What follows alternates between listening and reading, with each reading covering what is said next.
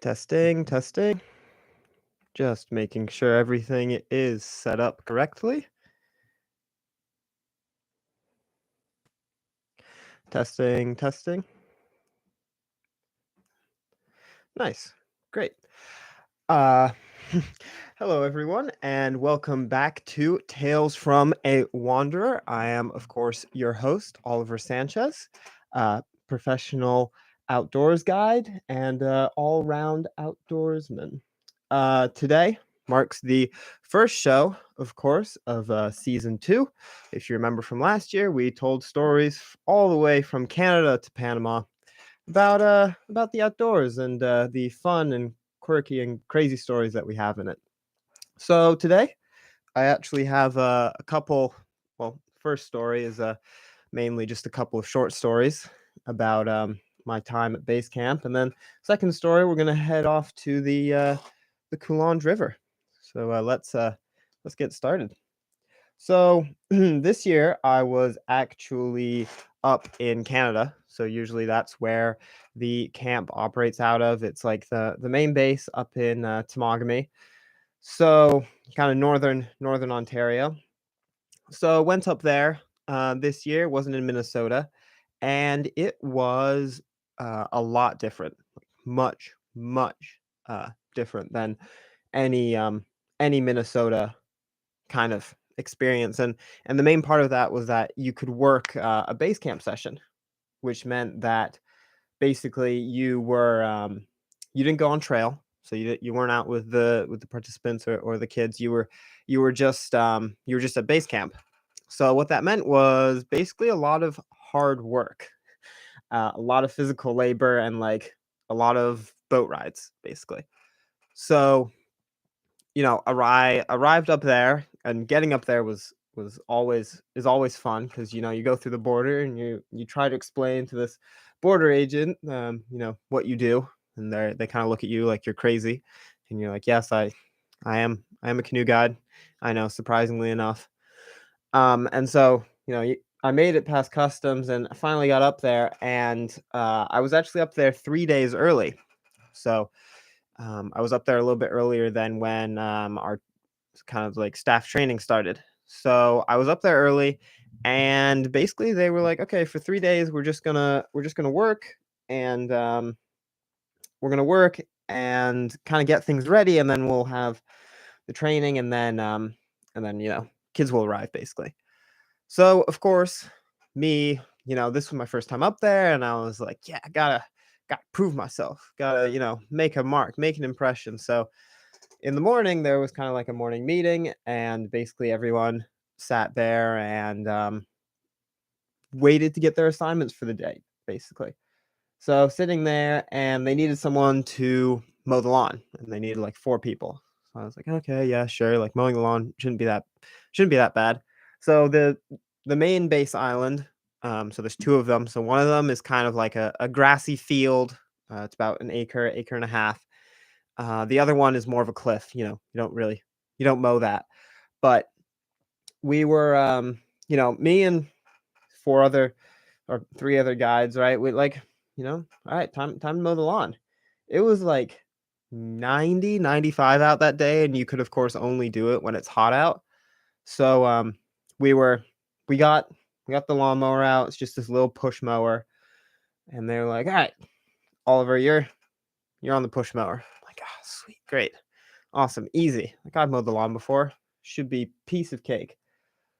So you start mowing the lawn, and you're like, man, this kind of sucks. You're mowing the lawn, and I got about an hour and a half in, and I was still only on this like little section because we have buildings, and there's like a fire pit, and like there's basically one main field, and then there's a row of 4 buildings, and then there's all this stuff basically that you have to go around and navigate, and it is so hot out. I mean, I'm just like dripping with sweat basically.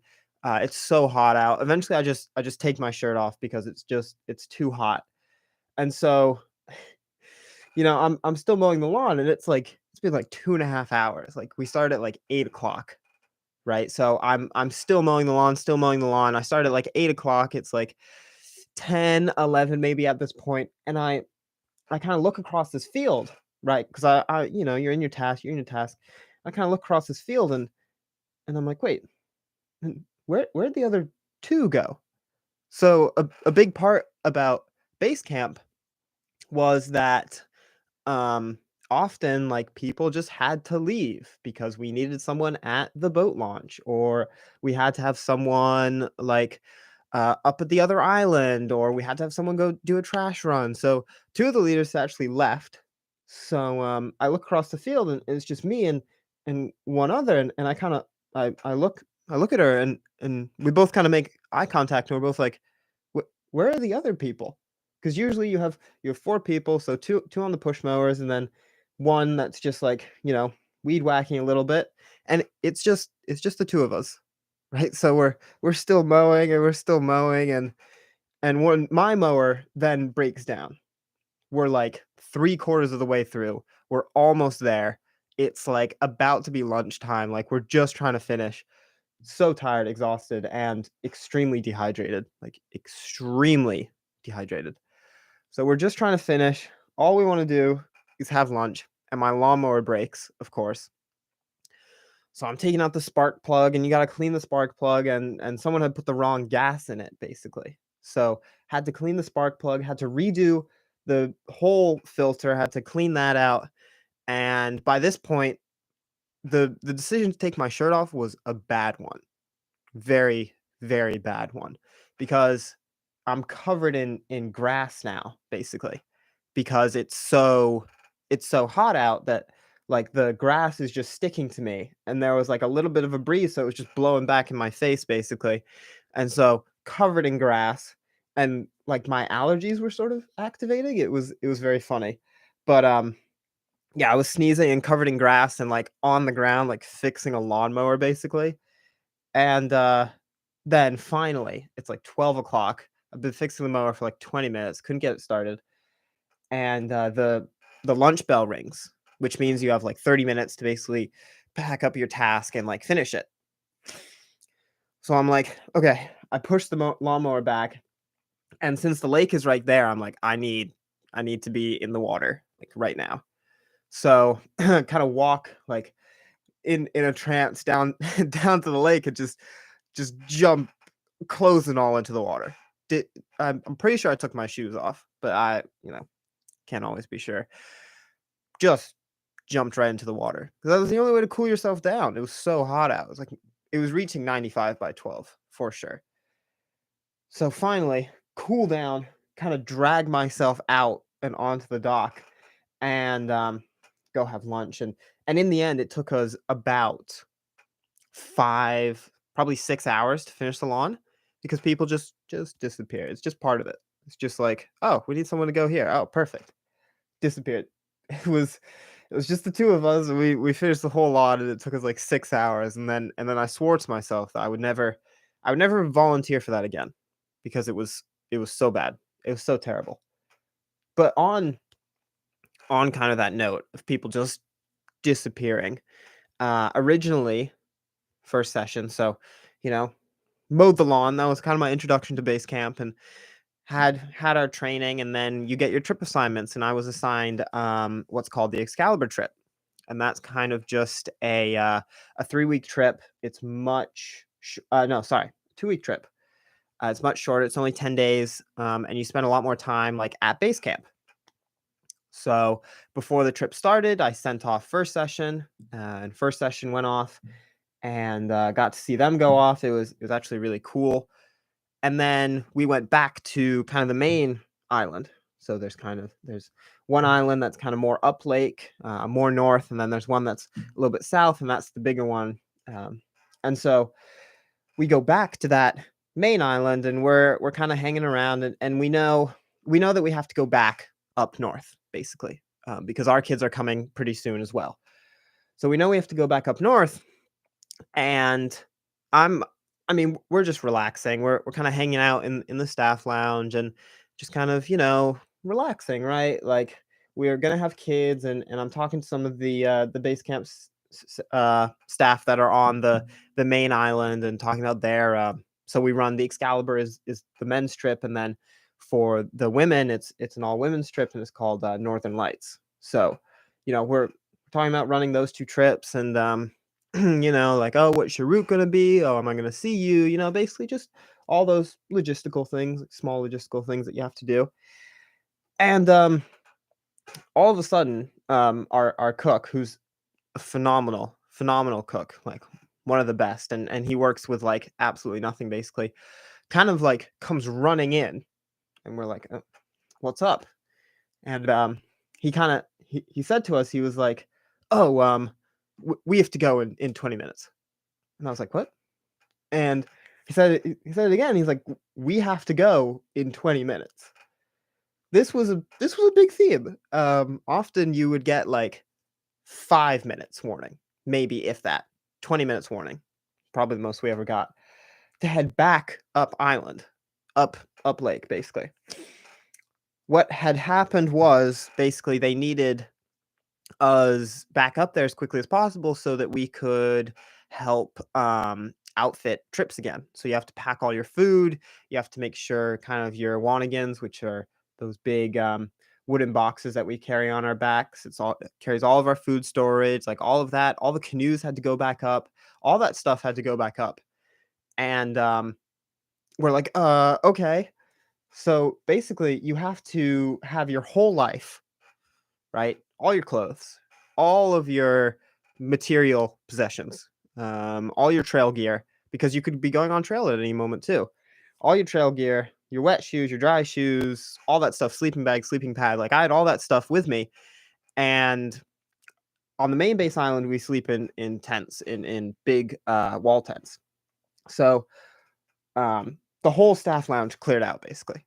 All of the staff that was going up lake ran basically to our wall tents, and just I mean, I was just throwing things, right? Because you don't want to forget anything. Like some of the most important things was I was carrying a beacon on me. I had to keep that on me. I was carrying, like my camera, like that's something I'd always like to keep on me. So basically just threw everything into my dry bag and put it on my shoulder, and then ran down to the boat. And the boat's engine was actually already on, and they were like untying, and I just kind of like jumped in. Someone threw me a life jacket, and you're gone. Like, you gotta, because the boat ride is 30 minutes to 45 minutes depending on how like weather conditions are. So like if you want to get back up lake, like it's gonna take you a long time. Jumped in the boat, engine already running, and just we're just gone. So it's like it's 5 of us, so it's my leader partner and me, and then there was a tri-lead actually for one of the Excaliburs, and so all of them are going up, and then the cook who's driving, and, distinctly remember this, I actually have good photos from it too, but we've got 4 canoes, so it's kinda like this flat bottom white boat, great for carrying. So we've got 3 canoes out in the front, and they're kinda laying down on top of gear, basically. And there's like Wanigans, and there's Duluth packs, and there's all our personal gear. And then in the back, there's 2 more canoes, and we're like huddled on the very, very back, like huddled under these canoes. And we had just terrible weather conditions. I mean, the worst. It was blue sky out, but we had probably 5 to 6 foot chop, and we're just poof, poof, just going over these waves, and it's splashing over the bow, and I'm like soaked basically already. So me and this other leader in the back, we're just kind of huddled under these canoes, and we're waiting out this storm basically, of these waves crossing one of the biggest bays. So the biggest bay is called Granny Bay, and I mean the waves just get absolutely massive there.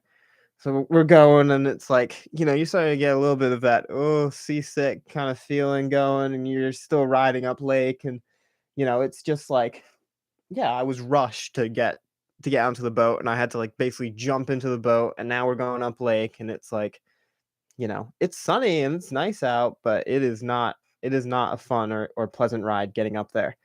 Finally make it up to the island, and it's just like we're all kind of, got that look of like, oh man, just don't want to do anything, just want to go to sleep.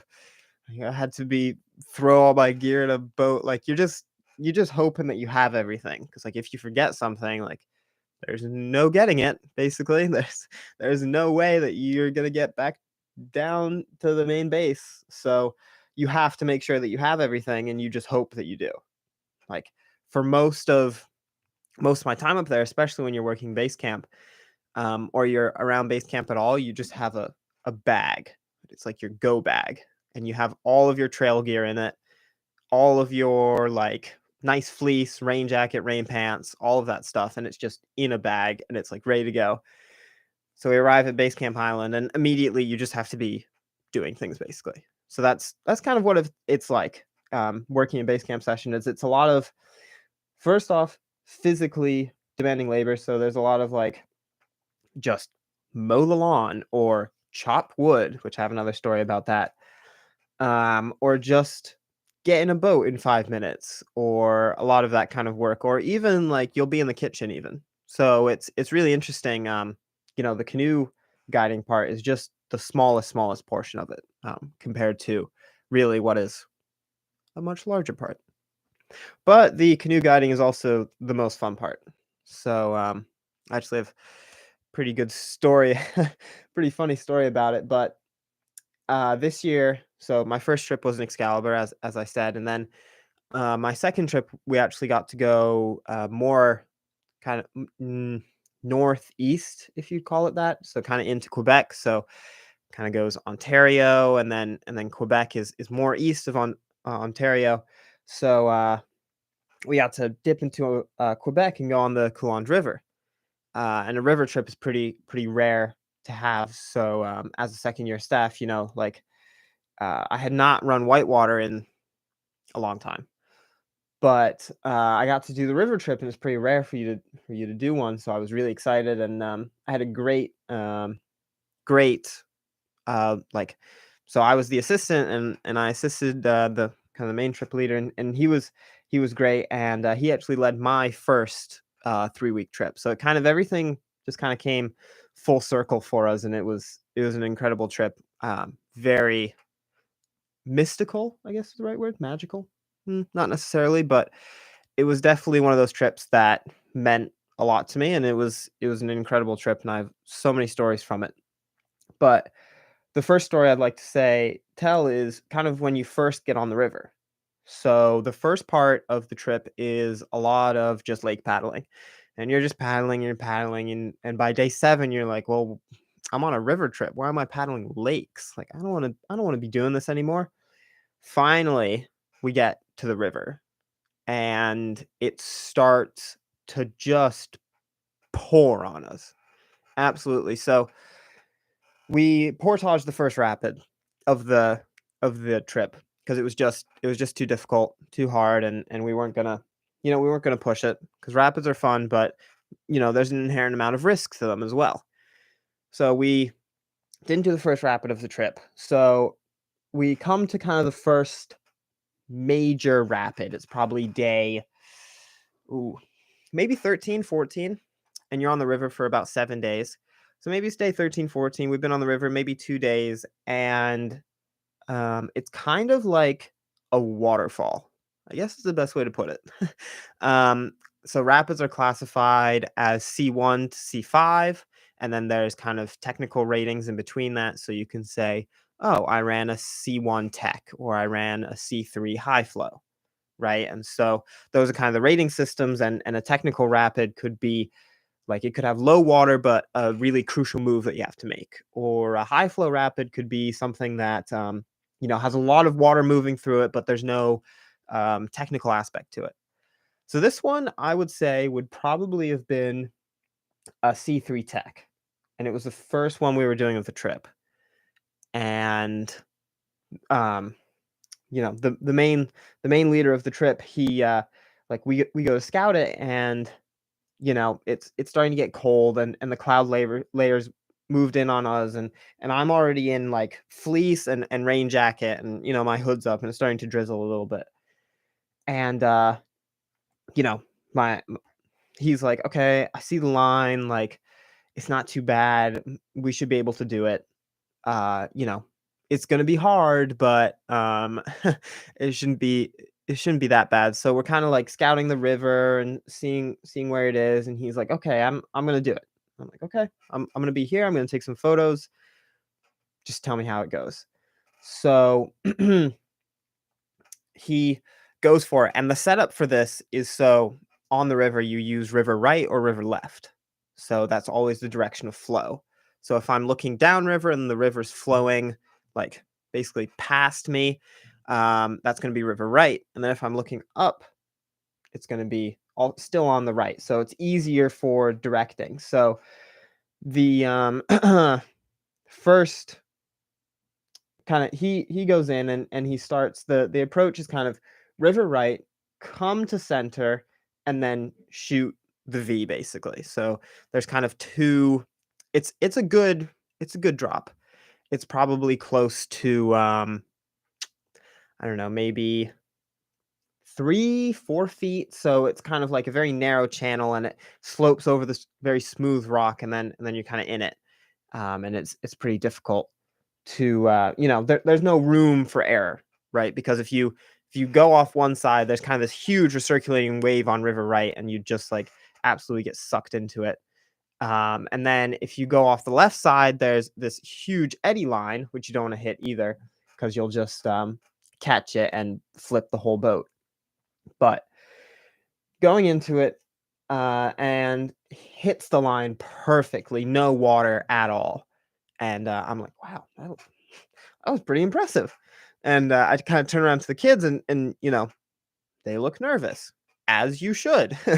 Like, this is a pretty fast flowed rapid. It's loud, and so I'm like, okay, who's next? And these are older people. They're probably 14 to 16. And this kid that I had led actually last year kind of raised his hand, and he was like, I'm gonna go. I'm like, okay, do it. Like, I'm excited. Like, let's see how this goes. So, it's a walk back. So we're waiting, and I'm talking to my bowman, and I'm like, yeah, I want to hit it here and here, and that's how I want to go down it. And so I give the okay signal to the kids, and they kind of push off, and your okay signal is always 2 taps on the head. It's kind of a common whitewater thing.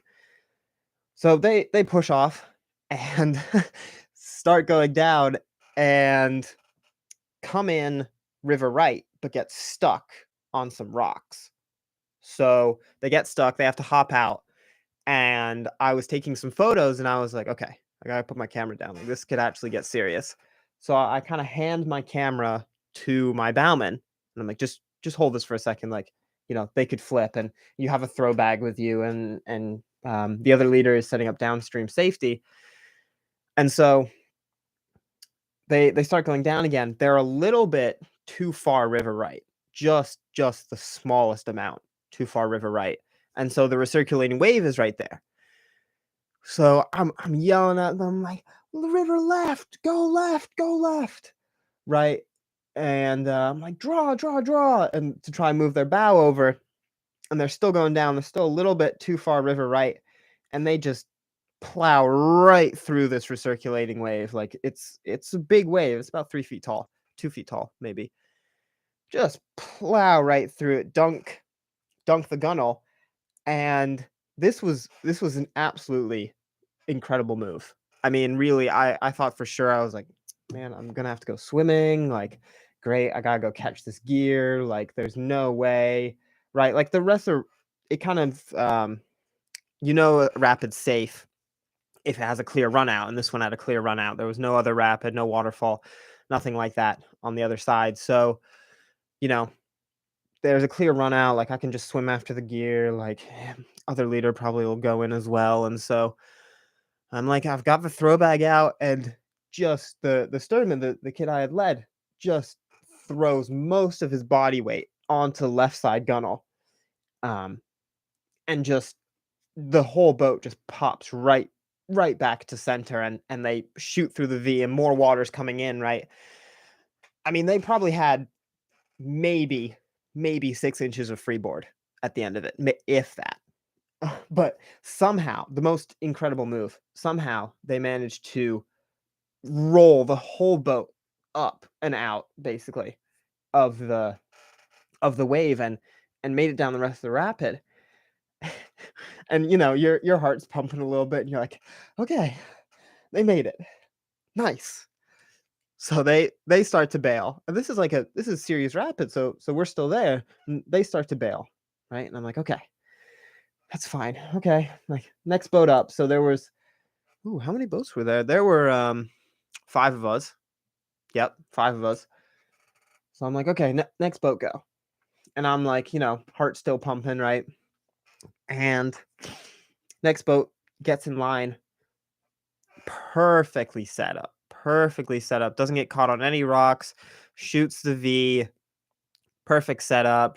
We're cheering, we're whooping and hollering, and like, they like clear it perfectly, and you're just like jumping up and down, and you're so excited. And then final boat goes, they make it through as well, and another like perfect line, and I think they learned from their mistakes. Another perfect line, and then it's my turn, and I'm probably the one of the heaviest boats. So usually the 2-liter boats are like one of the heavier boats. And I'm walking back, and like it's pouring now. It's raining. So I kind of look back, and I've lost the line because, it's raining, like all your markers are different. Like basically in rapids, you try and pick a marker. So like here's a rock. Okay, I got to be the left or the right of that rock. So I've lost all of my points at this point. And so I say to my bowman, like, I really need some good communication here. And he's like, yep, I got it. I got it. Um, and so we start, um, I push off and start going down, and I'm like, okay, make sure everything's clipped in. Like, I mean, I'm not carrying a super important wand again. I have dinner. So if it flips, like, that's not that big of a deal. But I'm also carrying the food barrel. So this was a longer trip, and we didn't get a repro on day 10. We got a repro on day 3. That's a whole nother story. But basically, sorry. Basically, we're carrying a lot of food. So if we did lose it, it would be a big blow. The food barrel is watertight. The Wanigan is not. But if both of them just flow away, like you've lost all that food and you've lost all your personal gear and all that stuff. I'm also carrying the med kit and my camera. This is like a no flip kind of boat, right? I'm like, okay, I got to make it through this rapid, like no flip. Like I want to make it through the whole trip, no flips. And I kind of like start going down, lost all markers. I'm just like, okay, I'm just gonna hit the V and everything's gonna be fine. And so it's such a severe drop that in any elevation change, if something's close to that drop off, like you can't see it. So I can't see the recirculating wave and I can't see the eddy line. All I can see is basically, oh, it's flat, but obviously it's not because I can hear the water. So kind of like line myself up basically just on feel, because that's the only way to do it. Just on feel. And when you're kind of like in the V, you haven't hit any waves yet. When you're in the V, people say that it's the loneliest place in the world. And I would completely agree with that. Everything goes quiet. And I think that any adrenaline junkie, or like someone who's like, if you're skydiving, or if you are running much bigger rapids, like if you're in a whitewater boat, anyone who's done that can agree that when you're at that moment where it's like no turning back, you can't stop the boat, the river's got you, all you got to do is make it through, everything just goes quiet, and you don't think about anything else.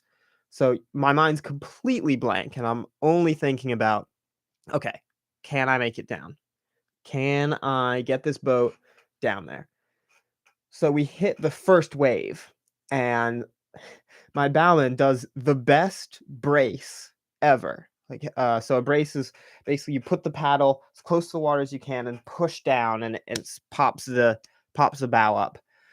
He does this brace, and we pop the bow up, and it just, you're taking on water, but just clear this wave perfectly and down the trough of the other one, and then back up the next one, and and finally, make it through the rapid, and the sense of relief that you have is nothing else. Really, nothing can compare when you finally make it through, and you're just thinking, yes. There's no better feeling because you're up on adrenaline, and you make it through this rapid, and all of our boats made it through, and that was our first really big challenge. And me and the co-leader were very impressed. I mean, it was kind of the start of the trip, and everyone was kind of new to whitewater. We had been running trips in Minnesota where there was no whitewater, and finally we were like, yes, yes, like whitewater, it's great. Like, this trip is good, and now like the start of some great things to come on that trip. I really do believe that. And that trip, I'll tell a whole bunch of more stories about it, and about you know that time up there. But that is the couple of stories that we have for today. Tune in next week when we will talk more about the Excalibur trip and burning holes in tents. And we'll also take a trip to somewhere much closer, actually, the New York State hiking trails, where a quick 3 hour hike turned into a 5.5 hour slog up a mountain. As per always, my name is Oliver Sanchez with Tales from a Wander.